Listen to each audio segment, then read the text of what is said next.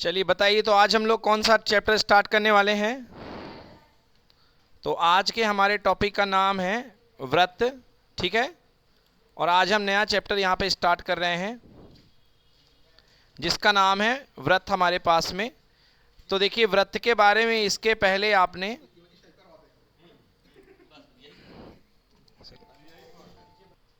तो ये देखिए, व्रत के बारे में सबसे पहले जो जानकारी आपके पास पहले से है, व्रत के बारे में आप क्या जानते हैं? व्रत का एक केंद्र होता है। क्या होता है बच्चों? व्रत का, ठीक है। तो ये व्रत का केंद्र है। व्रत के केंद्र को हम सी से डिनोट करते हैं या ओ से डिनोट करते हैं, क्योंकि सी का मतलब होता है सेंटर और सेंटर का मतलब होता है बच्चों केंद्र। क्या होता है सेंटर का मतलब? केंद्र। तो व्रत का सेंटर होता है ये बेटा व्रत की त्रिज्या है। क्या है व्रत की? व्रत पे बहुत सारी अनंत त्रिज्याएं खींची जा सकती हैं। और क्या कहती त्रिज्या की परिभाषा? त्रिज्या क्या होती है? वृत्त के केंद्र को परिधि से मिलाने वाली रेखा को क्या बोलते हैं? त्रिज्या कहते हैं। वृत्त के केंद्र से परिधि को मिलाने वाली रेखा को क्या कहते हैं? त्रिज्या कहते हैं। अब ये देखो बेटा, आपके पास में ये वृत्त बन गया है, ठीक है ना। अब थोड़ा सा मेरा परफेक्ट नहीं बना है तो कोई बात नहीं। चलिए, ये वृत्त बन गया है। अब बेटा ये देखिए, आप ये वृत्त के रेखा खींच रहे हैं बाहर, इसे टच कर रही कि नहीं कर रही है? इसे कहते हैं बाह्य रेखा। क्या कहते हैं इसे? तो पहली रेखा का नाम है बाह्य रेखा। अब ये देखिए, ये जो टच करके जा रही है इसे कहते हैं स्पर्श रेखा। कौन सी रेखा? ये कितने बिंदु पर स्पर्श करेगी? केवल और केवल एक बिंदु पर। कितने बिंदु पर? एक बिंदु पर। और जिस बिंदु पर बेटा स्पर्श करती है उस बिंदु को हम बोलते हैं स्पर्श बिंदु। कौन सा बिंदु? तो ये जो बिंदु जिस पे टच करती है उसे आप क्या कहते हो? स्पर्श बिंदु। ये क्या है? केंद्र। क्या है ये? केंद्र। स्पर्श बिंदु से मिलाने वाली, केंद्र को मिलाने वाली रेखा होती त्रिज्या। क्या होती है? अब ये याद रखना बेटा, ये कोण हमेशा हमेशा हमेशा कितने अंश का होगा? मतलब बेटा जो त्रिज्या होती है वो स्पर्श रेखा पर लंबवत होती है। त्रिज्या जो होती है वो स्पर्श रेखा पर क्या होती है? त्रिज्या क्या होती है? त्रिज्या क्या होती है? लंबवत। लंबवत होती है किस पर? स्पर्श रेखा पर। क्लियर हो गया कि नहीं हुआ? तो ये कहला गया स्पर्श बिंदु। स्पर्श बिंदु से कितनी स्पर्श रेखाएं जा सकती हैं? केवल एक। अब एक और रेखा पर विचार करिए। ये देखिए, ये एक रेखा है। ये रेखा बताइए वृत्त को क्या कर रही है? दो बिंदु पर प्रतिच्छेद कर रही कि नहीं कर रही? इस रेखा को बोलते हैं छेदक रेखा। क्या कहते हैं? क्या कहते हैं? छेदक रेखा। अब वृत्त के दो बिंदु को मिलाने वाली रेखा ले लीजिए बेटा, इसको क्या बोलते हैं? जीवा। क्या बोलते हैं? अगर जीवा केंद्र से जाए तो ये सबसे बड़ी जीवा हो जाती है। और केंद्र से जाने वाली सबसे बड़ी जीवा को क्या बोलते हैं? क्या कहते हैं? केंद्र से जाने वाली सबसे बड़ी जीवा को व्यास कहते हैं। और इसकी लंबाई होती है R/R/2R। व्यास की लंबाई कितनी होती है? R+R। इधर भी त्रिज्या इधर भी त्रिज्या, मतलब 2 गुना त्रिज्या का क्या बन गया? 2R। क्या बन गया बेटा? क्लियर हो गया कि नहीं हुआ? बन गया? बोलो, समझ में आया? ठीक है। अब देखिए, सवाल ये है कि एक वृत्त में आप कितनी स्पर्श रेखाएं खींच सकते हो? बताओ। अनंत, क्योंकि वृत्त पे कितने बिंदु होते हैं? अनंत बिंदु। और हर बिंदु से एक स्पर्श रेखा। तो आप वृत्त पर कितनी स्पर्श रेखाएं खींच सकते हो? अनंत स्पर्श रेखा। बोलिए यस कि नो? तो एक वृत्त पर कितनी स्पर्श रेखाएं? अनंत स्पर्श रेखाएं। कितनी स्पर्श रेखाएं? एक वृत्त पर कितनी स्पर्श रेखाएं खींची जा सकती हैं? अनंत स्पर्श रेखाएं। क्लियर है? एक बिंदु पर एक ही खींच सकते हो, मगर पूरे वृत्त पर कितनी? अनंत। पूरे वृत्त पर कितनी? क्लियर हो गया? चलिए अब देखिए, अगर वृत्त के बाहर है बिंदु, वृत्त के बाहर है बिंदु, कोई बिंदु P वृत्त के बाहर है, तो उससे कितनी स्पर्श रेखाएं खींच सकते हो? 2। कितनी? देखो दिख रही कि नहीं दिख रही है? ये बिंदु वृत्त के बाहर है कि नहीं है? अब इससे आप कितनी स्पर्श रेखाएं खींच सकते हो? 2। क्लियर हुआ कि नहीं हुआ? तो यहां से आप कितनी स्पर्श रेखाएं? 2 स्पर्श रेखाएं, एक PA और दूसरा PB। समझ में आया कि नहीं आया? क्लियर हो गया? हाँ बेटा, ये सारे वृत्त बने हुए हैं, ये सारे वृत्त आपस में क्या हैं? समरूप हैं। क्या है ये? क्योंकि समरूप का मतलब जिनके रूप समान या जिनकी आकृति समान होती है। क्या होती है? आकृति। तो ऐसे वृत्त जिनकी आकृति समान होती है उनको हम क्या बोलते हैं? समरूप। तो ये सारे के सारे वृत्त क्या हैं? बोलो, आ गया समझ में? चलिए आइए प्रश्नावली 1। पहला, एक वृत्त की कितनी स्पर्श रेखाएं खींची जा सकती हैं? उत्तर बोलिए। अनेक। उत्तर क्या हो गया इसका? अनेक। दूसरे, किसी वृत्त की स्पर्श रेखाएं उसे कितने बिंदु पर प्रतिच्छेद करती है? स्पर्श रेखा है तो एक बिंदु पे ही मिलेगी, तो आंसर क्या होगा? वृत्त के 2 बिंदु को प्रतिच्छेद करने वाली रेखा को क्या बोलते हैं? जीवा। वैसे तो प्रतिच्छेद नहीं कहना चाहिए, इसको मिलाने वाली रेखा को बोलते हैं। अगर कोई बिंदु बाहर से आ रही रेखा तो उसे छेदक रेखा भी बोल सकते हैं, बट ये यहाँ इनको प्रश्न को करना चाहिए 2 बिंदु को मिलाने वाली रेखा, 2 बिंदु को। ठीक है। हाँ, एक वृत्त की कितनी समांतर रेखाएं वो हो सकती हैं? समांतर स्पर्श रेखा हो सकती है एक वृत्त में? बताओ। 2। ये तो खुद से बनाने वाला सवाल है। ये एक वृत्त है, एक आपने रेखा ये खींची, तो इसके समानांतर दूसरी रेखा ये जाएगी। बोलो हाँ या ना? तो ये समांतर है, तो ऐसी कितनी रेखाएं हो सकती हैं? 2। कितनी हो सकती हैं? वृत्त और उसकी स्पर्श रेखा के उभयनिष्ठ बिंदु को क्या कहते हैं? स्पर्श बिंदु। क्या बोलते हैं? क्लियर हो गया? चलिए अगला सवाल, सवाल नंबर 3। चलिए 5 सेंटीमीटर त्रिज्या, ये मैंने कल कराया है, कुछ लोग को याद है? 5 सेंटीमीटर त्रिज्या के एक वृत्त के बिंदु पर स्पर्श रेखा PQ O से जाने वाली रेखा को Q पर मिलती है। OQ बराबर 12 सेंटीमीटर। PQ की लंबाई आपको बताना है। ठीक है, तो देखिए कैसे करेंगे, फिर से बता देता हूं मैं आपको।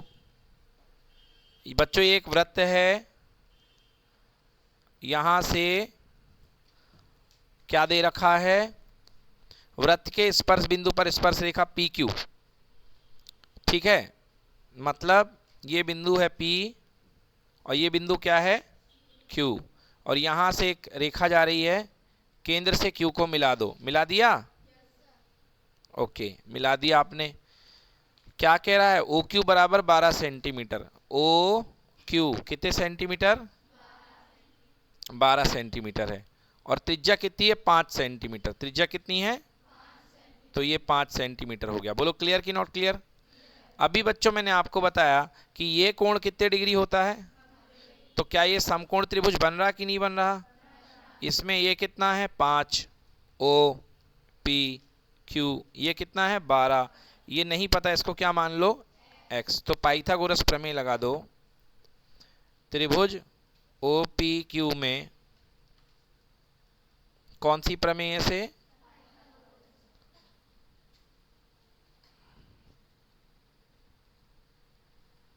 पाइथागोरस प्रमेय से। क्या हो जाएगा? OQ का स्क्वायर बराबर किसका? OP का, प्लस किसका? PQ का। समझ में आ रहा है? तो OQ का स्क्वायर, OQ कितना है? 12 का स्क्वायर। OP कितना बेटा? 5 का स्क्वायर। और PQ कितना है? x। तो 12 का स्क्वायर 144 बराबर हो गया 25 प्लस एक्स स्क्वायर। तो एक्स स्क्वायर इक्वल टू 144 और माइनस का कितना? 25। ठीक है बच्चों, तो 144 माइनस 25 कितना हो गया? बराबर एक्स का स्क्वायर। तो एक्स बराबर क्या हो जाएगा? बोलो √119 सेंटीमीटर। बोलो क्लियर है? तो ये पाइथागोरस थ्योरम का बहुत ही सरल सा सवाल आपको समझ में आ चुका होगा। आइए देखते हैं क्वेश्चन नंबर 4 क्या कह रहा है। एक वृत्त खींचिए और एक दी गई रेखा के समानांतर ऐसी 2 रेखाएं खींचिए जिसमें से एक स्पर्श रेखा हो और दूसरी छेदक रेखा हो। तो सबसे पहले बच्चों हमने ये वृत्त बना लिया। क्या बना लिया? ये वृत्त दिख रहा आप लोग को? ये वृत्त बना लिया। अब इसमें हमने एक दी गई रेखा खींच दी। क्या खींच दी है? ये देखिए नीचे आपको दी गई रेखा दिख रही है। अब दी गई रेखा के समानांतर एक छेदक रेखा, तो छेदक रेखा बना लोगे जो दोनों को छेद रही हो, जो दोनों को काट रही हो वृत्त के दोनों सिरों को, उसको छेदक रेखा बोलते हैं। और ये कौन सी रेखा है? तो बना सकते हैं इसको कि नहीं बना सकते? कोई दिक्कत नहीं होनी चाहिए, बहुत ही सरल सवाल। ठीक है, चलिए अब आते हैं प्रश्नावली 10.2। 10.2 के लिए एक महत्वपूर्ण थ्योरम है, एक महत्वपूर्ण प्रमेय है। उस प्रमेय को मैं यहां पे करवा रहा हूं। चलिए, बहुत ही इंपॉर्टेंट प्रमेय, एग्जाम में बहुत बार आई है। प्रमेय का नाम लिखिए। सिद्ध कीजिए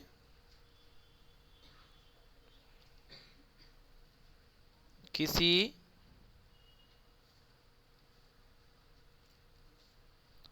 वृत्त के बाह्य बिंदु से वृत्त पर खींची गई स्पर्श रेखाएं बराबर लंबाई की होती हैं। तो बच्चों आपको यह सिद्ध करना है कि जो स्पर्श रेखाएं होती हैं उनकी लंबाई क्या होती है? क्या होती है? बराबर। आपको यह सिद्ध करना है कि वृत्त के बाह्य बिंदु से खींची गई स्पर्श रेखा की लंबाई क्या होती है। ये देखो बच्चों, हमारे पास एक वृत्त है, ये हमने वृत्त बना लिया है। अब भले वृत्त जैसा नहीं दिख रहा, बट आप इसको वृत्त ही समझो। ये लो, अब तो ठीक है थोड़ा कुछ। तो ये वृत्त है बेटा आपके पास में। अब एक बेटा बाह्य बिंदु P है यहां पे, ये बाह्य बिंदु P, ये देखिए ये बिंदु P है। क्या है बिंदु ये? तो बेटा आपने इससे, इस बिंदु से दो स्पर्श रेखाएं खींची हैं, एक PA ले लो और एक क्या ले लो? PB। एक PA है और एक क्या है? PB। तो आपको क्या सिद्ध करना है? आपको सिद्ध करना है कि P की A से दूरी बराबर P की B से दूरी, मतलब दोनों स्पर्श रेखाएं आपस में क्या हैं? बराबर। बोलो समझ में आ रहा है कि नहीं आ रहा है? तो आपको यह सिद्ध करना है कि दोनों ही स्पर्श रेखाएं आपस में क्या होंगी?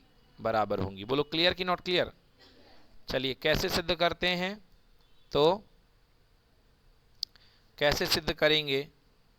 देखिए यहां पे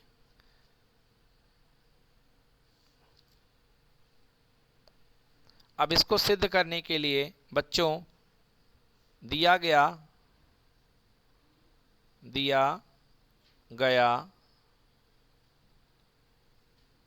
वृत्त जिसकी त्रिज्या,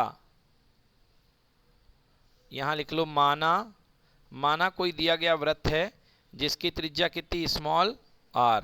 त्रिज्या कितनी? स्मॉल, तथा केंद्र O है। तथा केंद्र कितना है? O है। ठीक है, केंद्र इसका O है। बाह्य बिंदु P से दो स्पर्श रेखाएं, कितनी स्पर्श रेखाएं? दो। कौन कौन सी? PA तथा PB हैं। PA तथा PB हैं। क्या सिद्ध करना है? सिद्ध करना है कि PA बराबर PB। बोलो हाँ या ना? हमें सिद्ध करना है कि दोनों स्पर्श रेखाएं बराबर है, और दोनों स्पर्श रेखाएं बराबर हैं, इसका मतलब PA बराबर PB। बोलो मेरी बात समझ में आ रही है कि नहीं आ रही है?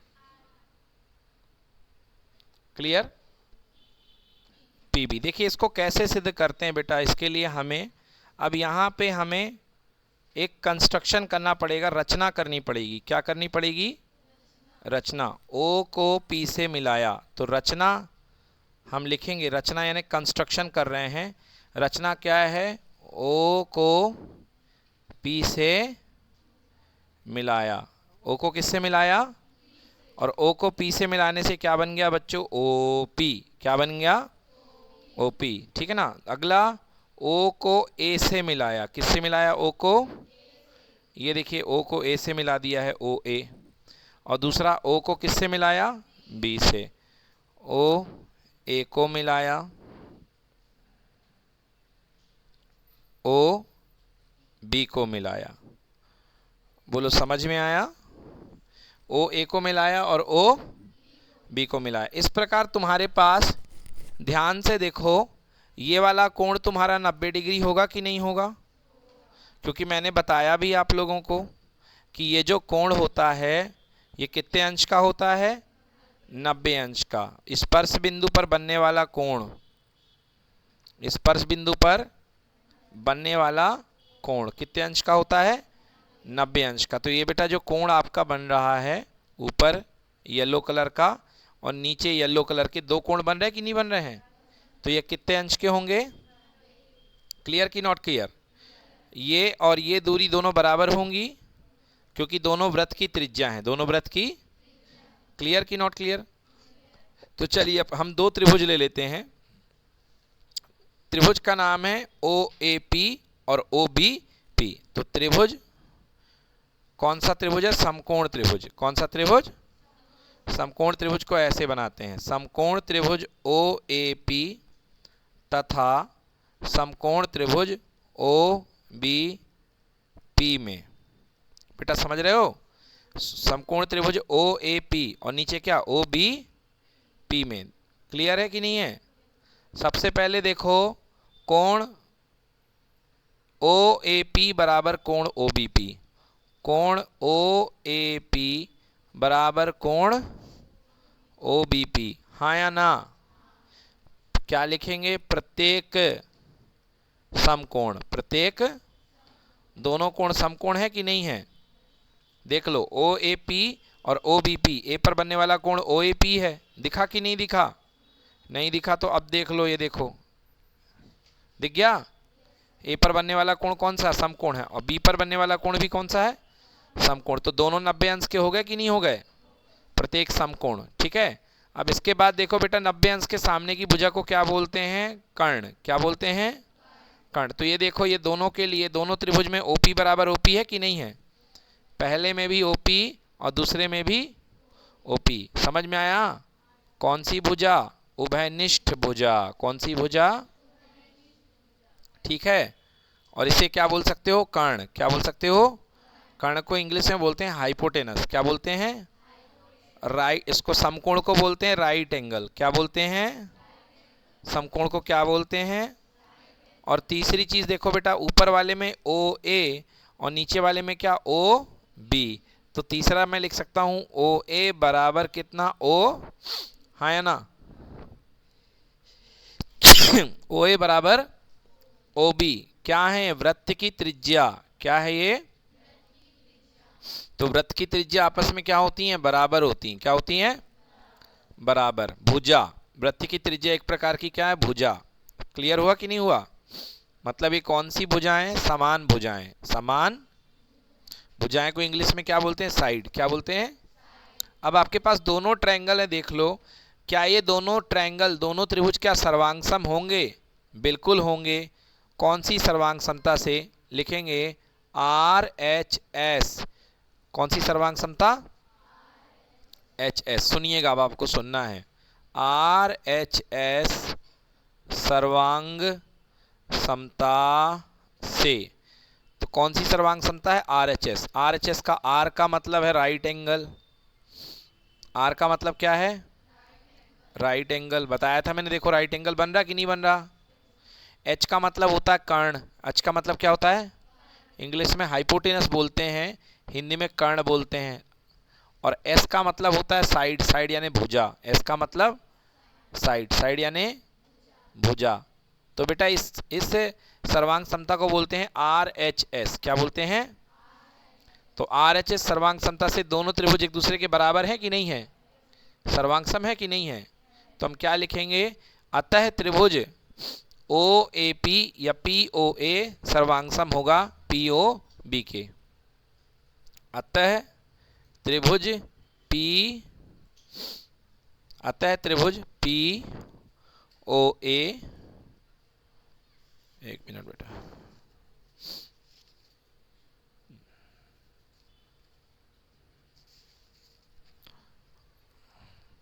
त्रिभुज पी ओ ए सर्वांगसम होगा किसके? त्रिभुज पी ओ बी के। आया समझ में कि नहीं आया? पी ओ ए किसके सर्वांगसम होगा? पी ओ बी के। किसके सर्वांगसम होगा? पी ओ बी के। अब सर्वांगसम त्रिभुज की संगत भुजाएं क्या होती हैं? बराबर। क्या होती हैं? तो इसकी संगत भुजा है पी ए और इसके सामने कौन बैठी है? P B. तो लिखेंगे अर्थात पी ए बराबर कितना? P B. और पी ए क्या थी? स्पर्श रेखा। क्या है? तो बताओ दोनों स्पर्श रेखाएं बराबर हैं कि नहीं हैं? तो दोनों स्पर्श रेखाएं क्या हो गई? बराबर। क्लियर हो गया कि नहीं हुआ? तो ये थ्योरम प्रूव हो गई हमारी।